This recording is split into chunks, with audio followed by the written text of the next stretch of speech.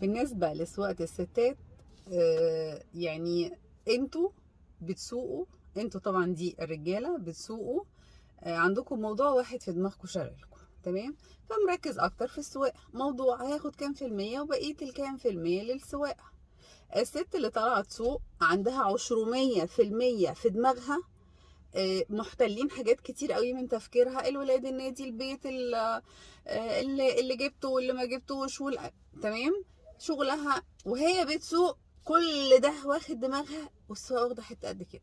فهي تديك اشاره شمال، اوكي، هي الشمال ده لا يعنيها، لكن هي عينيها انها عايزه توصل للمكان اللي عايزه تجيب منه الحاجه فمعلش لو كسرت شمال كده وزنقت عليك، استحملها، دي مراتك واختك وبنتك، في دماغها مليون حاجه، لو فهمت ده هتقدر يعني. وعموما انتوا اشطر مننا مليون مره في السواقه.